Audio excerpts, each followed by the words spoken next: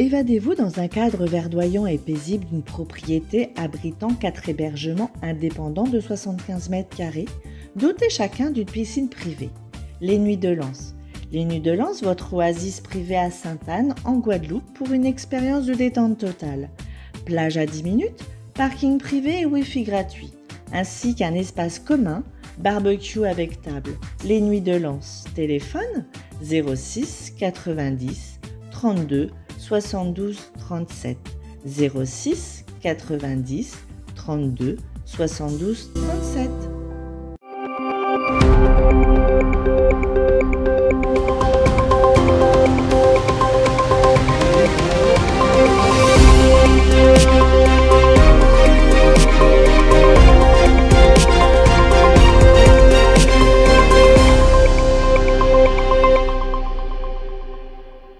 Voilà, nous nous trouvons évidemment ici les Molinos pour cette journée consacrée aux élus outre-mer, qui est devenue une tradition, et puis avec des élus de Guadeloupe, Martinique, Guyane, Réunion, de l'ensemble des régions d'outre-mer.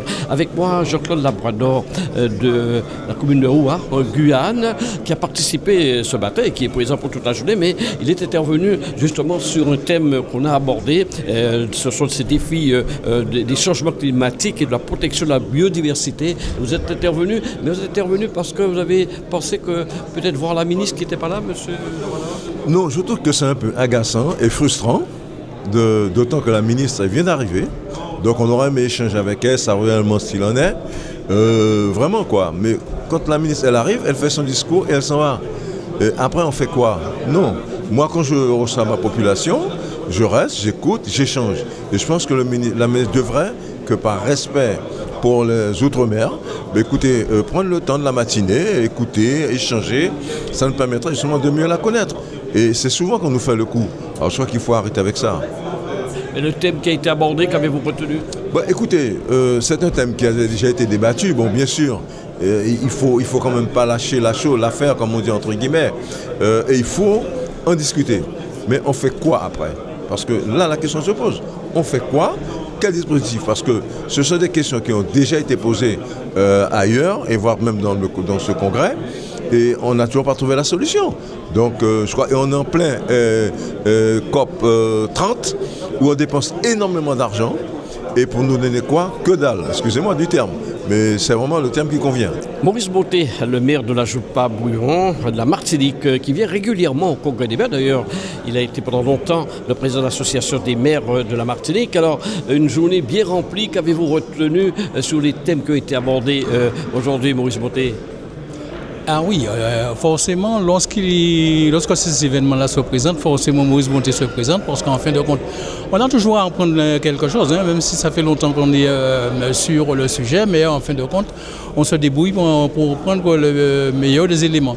Qu'est-ce qu'on a vu, qu'est-ce qu'on a entendu ce matin? Je crois que c'est toujours très important, parce qu'en fin de compte, nous avons vraiment travaillé depuis quelque temps sur les traits de côte, sur l'érosion des côtes, sur tout ce qui se passe sur le réchauffement, à cause du réchauffement climatique.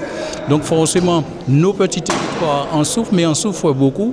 Alors il y en a qui ne se rendent pas compte, quoi. Mais en fin de compte, il faut bien se le dire, lorsqu'on est un territoire comme la Polynésie, lorsqu'on est un territoire comme la Désirade par exemple, la Martinique passe parce que c'est un relief relativement montagneux, mais en fin de compte, il y a des territoires qui en souffrent beaucoup. Donc forcément, à un certain moment, il y a de grosses mesures à prendre, même si il y a bien longtemps qu'on a commencé à en discuter, à en parler et qu'on s'en souciait peu. Aujourd'hui, je crois que la chose, elle est là, la vérité, elle est là, et il est vraiment nécessaire que quelque chose soit apporté pour que nos territoires en souffrent moins. C'est que les populations elles-mêmes qui s'étaient effectivement installées aux abords des côtes, aux abords des cours d'eau, que ces populations-là soient préservées et naturellement soient protégées de tout ce qui pourrait arriver, puisque en fin de compte, on constate que plus les événements climatiques sont de plus en plus dangereux, qu'il s'agisse de cyclones, qu'il s'agisse de saisons de pluie, ça devient de plus en plus dangereux. Donc les populations... Il y a des ravines qui débordent d'une manière rapide, hein, on l'a vu récemment. Absolument, ça dévale très vite. Et puis bon, en fin de compte, on constate que l'érosion est vraiment importante et naturellement, nos pays en souffrent et naturellement, les populations aux abords aussi. Au moment où nous faisons cette interview, une table ronde est tenue sur l'insécurité en Martinique, aux Antilles, dans les Outre-mer notamment, et le narcotrafic, une réaction, un phénomène très très important qui a pris de l'ampleur ces dernières années aux Antilles, notamment à la Martinique. Oui, c'est encore une session de cet après-midi, une session très importante. Là aussi, ça fait longtemps qu'on en parle, et on pensait que les choses se seraient atténuées, mais on constate aujourd'hui que ça a pris de l'ampleur. Aujourd'hui, en Martinique, on est à 32 décès par arme à feu. Alors, savoir d'où ça vient, puisqu'en Martinique, d'armes à feu, on ne fabrique pas. Donc, on en vend ou on en vole, ou simplement, ça arrive par air ou par mer. Donc, il y en a beaucoup qui traînent et naturellement, les règlements de compte se font d'une façon ou d'une autre, d'une façon très libre, parce que j'ai l'impression que les jeunes d'aujourd'hui ne prennent pas conscience de la souffrance qui existe dans les familles lorsque on se trouve dans ces situations-là. Et le narcotrafic, forcément, lorsqu'il y a de l'argent derrière, ça ne baisse pas les bras. C'est à nous, effectivement, d'y faire face et puis de faire en sorte que les choses s'améliorent et qu'on essaye un peu d'atténuer cette situation difficile. À ma compagnie, Valérie Argent, qui est la présidente du CESER, le Conseil économique, social et environnemental de la Guadeloupe, mais elle est chargée de la commission cadre de vie, énergie et déplacement. Alors, évidemment, ce matin, on a abordé un thème très important qui doit vous toucher particulièrement, ce sont ces défis climatiques et de la protection de la biodiversité. Quelles solutions trouver à ces problèmes, madame ? En fait, quand j'ai pris la présidence de la commission numéro 2, on a été saisi par le CESE de France pour remettre un rapport sur justement le réchauffement climatique, le retrait du trait de côte et justement la montée des eaux. À cet effet, on a travaillé pendant un certain temps. On a remis un rapport qui a été voté à l'unanimité à la région Guadeloupe et voté à l'unanimité lors du congrès du 13 mai au CESE de France. Il faut savoir que ce document, il revêt des constats. Donc on a fait le constat sur les 32 communes, quelles sont celles qui sont le plus impactées, notamment Sainte-Anne qui a eu 50 mètres de retrait de côte depuis un certain nombre d'années. Il faut savoir que sur la Guadeloupe, on a effectivement des communes qui perdent, mais des communes qui gagnent en territoire. Donc on a vraiment un territoire guadeloupéen qui se redessine. À ce titre-là, moi, en tant qu'architecte DPLG, j'ai travaillé sur remettre l'humain. Donc on a parlé beaucoup de résilience ce matin, donc remettre l'humain au centre de toute cette action et justement de travailler vraiment avec nos outils. Ils ont bien dit ce matin que l'on savait faire, donc il faut maintenant utiliser notre territoire et faire de ce côté ilien notre force. Et je veux aller plus loin en disant qu'à ce titre-là, comme ils ont parlé beaucoup de modèles et d'exercices, on devrait peut-être utiliser la Guadeloupe qui a un côté montagneux et un côté plat comme territoire pilote.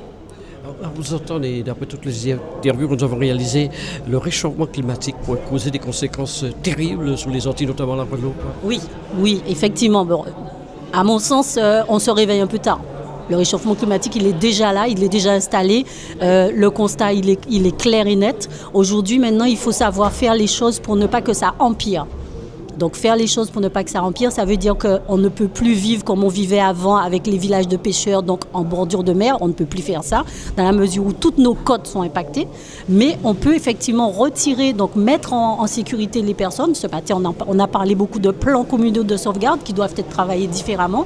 Et à ce sens, mettre les personnes en sécurité et éventuellement repenser. Je vais aller beaucoup plus loin et peut-être faire un petit peu d'humour. On va peut-être repenser et adapter tout ce qui est loi d'urbanisme. L'urbanisme chez nous, ce n'est pas l'urbanisme que l'on connaît partout. L'aménagement du territoire, tout est à revoir. Oui, l'aménagement du territoire doit être adapté à notre mode de vie. On ne vit pas aux Antilles comme on vit en France, on ne vit pas aux Antilles comme on vit en Polynésie. Donc ça veut dire qu'il faut savoir aujourd'hui adapter les choses à notre mode de vie. Et peut-être que dans ce sens-là, comme on a bien entendu ce matin, peut-être que dans ce sens-là, on va peut-être repenser le territoire comme on l'avait avant. Ça paraît impensable, on pourrait imaginer un rétrécissement de la carte géographique de la Guadeloupe comme la Martinique un jour. La Guadeloupe a déjà rétréci.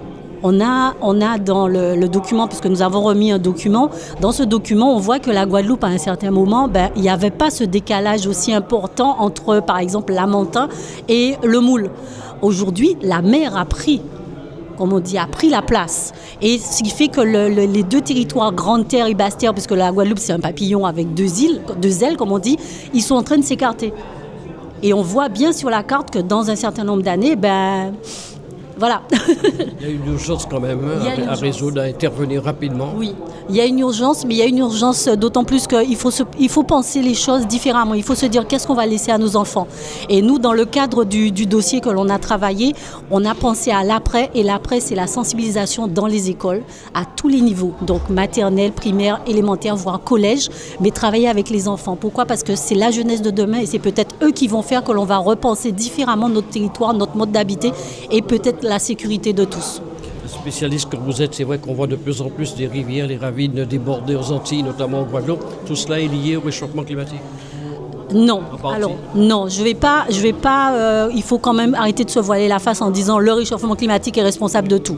Le réchauffement climatique n'est pas responsable de tout. L'homme est aussi responsable de certaines choses. L'artificialisation des sols fait qu'aujourd'hui, comme on dit chez nous, on dit glo pas montémone. Quand on artificialise les sols, automatiquement l'eau elle descend et elle est accélérée, ce qu'on n'avait pas avant. Donc il faut repenser l'urbanisme. Les élus Outre-mer, Guadeloupe, Martinique, Guyane, Réunion, Pacifique aussi, Nouvelle-Calédonie, toutes les régions d'Outre-mer participent à cette journée des élus d'Outre-mer dans le cadre du congrès des maires ici à Issy-les-Moulineaux. La Martinique est avec nous à travers Fred Michel Thirault, qui est le maire de la commune de Saint-Esprit, qui vient régulièrement d'ailleurs ce type de congrès. Alors ce matin, évidemment, il était question de changement climatique. Cet après-midi, il sera question de l'insécurité, de narcotrafic, des thèmes évidemment qui touchent les Antilles, particulièrement aujourd'hui.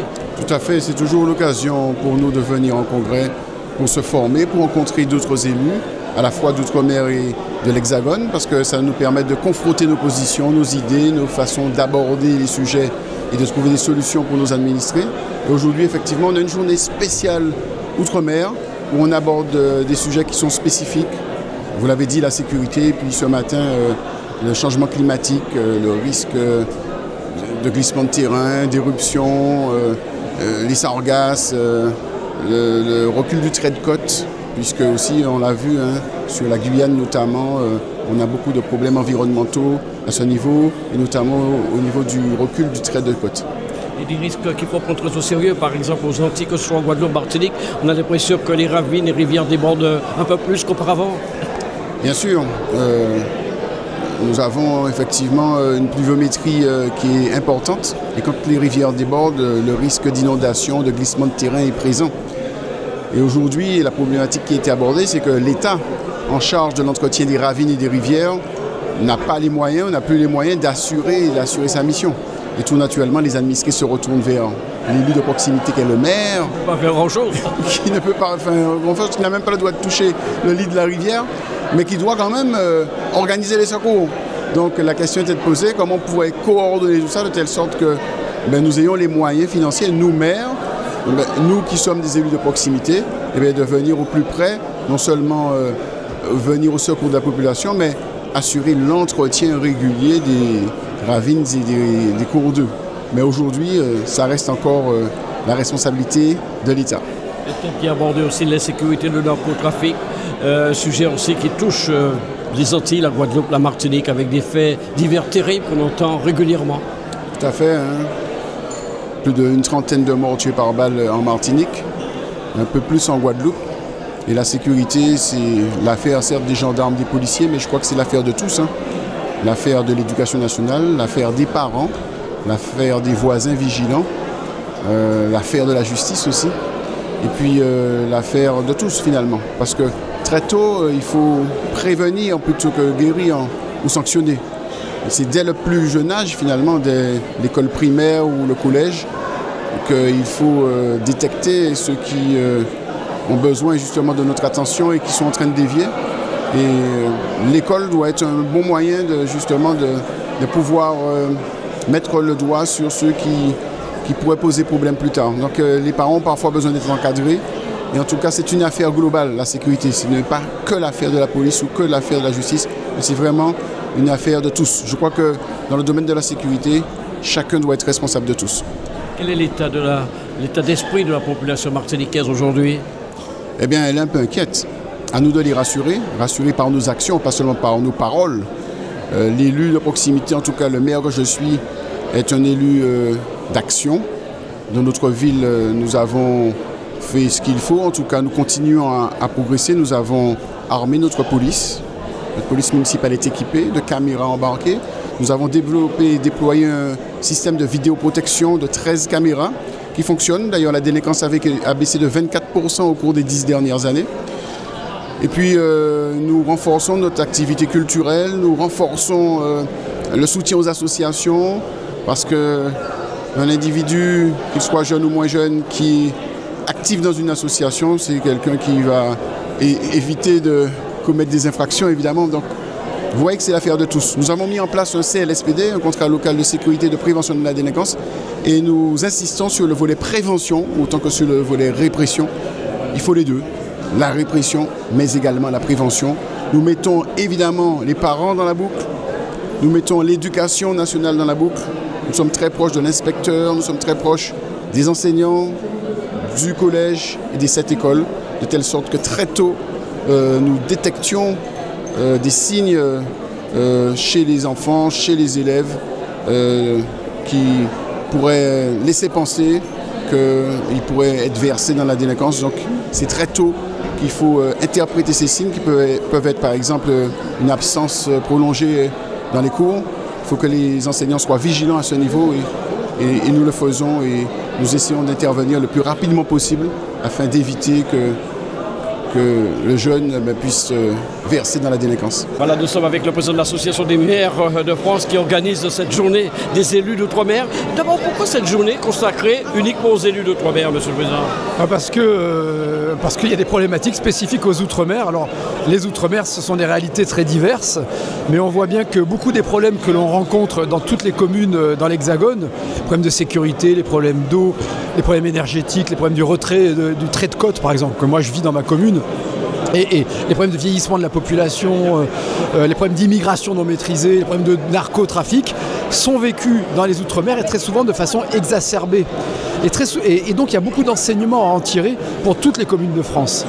Et puis l'enjeu aussi, c'est de démontrer qu'au-delà de ces sujets qui sont des sujets difficiles, il est temps maintenant qu'on comprenne que la France rayonne, et c'est pas une formule de politesse, par les Outre-mer, qui dans les nouveaux enjeux géopolitiques avec le monde qui se déplace, on le voit bien avec les pôles d'influence, on a cette ressource extraordinaire qui consiste à avoir cette diversité à la fois culturelle mondiale et cette unité républicaine. Moi, c'est toujours ce qui me frappe à chaque fois que je suis sur le terrain dans les Outre-mer, c'est de voir l'attachement, malgré tous les débats institutionnels, les débats parfois qui renvoient à l'histoire coloniale. Alors, c'est pas vrai dans toutes les Outre-mer, mais c'est vrai par exemple aux Antilles, évidemment, de voir quand même qu'il y a un attachement patriotique très fort. Et donc c'est très stimulant parce qu'il y a tellement d'esprit négatif aujourd'hui. Si on peut montrer que la ressource maritime, la ressource halieutique, les enjeux géostratégiques peuvent être appréhendés de façon positive avec, par et pour les Outre-mer françaises, c'est formidable. Voilà. Les interventions démontrent un peu les problématiques des Outre-mer, que ce soit dans le Pacifique, les Antilles, la Guyane, la Réunion. Oui, mais les débats sont très été prospères, comme on dit, comme on dit en droit, et ils démontrent les grandes différences entre les territoires ultramarins, mais aussi les grandes convergences de préoccupations, et avec toujours ce rapport entre le singulier et le commun. Qu'est-ce qui est commun, qu'est-ce qui est singulier entre les Outre-mer et la France hexagonale. Donc tout cela est passionnant, matériellement, juridiquement, c'est extraordinaire. Et je suis très très fier et très heureux que le plus grand rassemblement des élus ultramarins, ce soit à l'initiative de l'Association des maires de France, qui est la grande maison des maires de toute la France, donc y compris évidemment ultramarine. Outremernews.fr, le site de l'actualité Outre-mer 24h sur 24 et 7 jours sur 7. Retrouvez la chaîne Outremer News sur YouTube.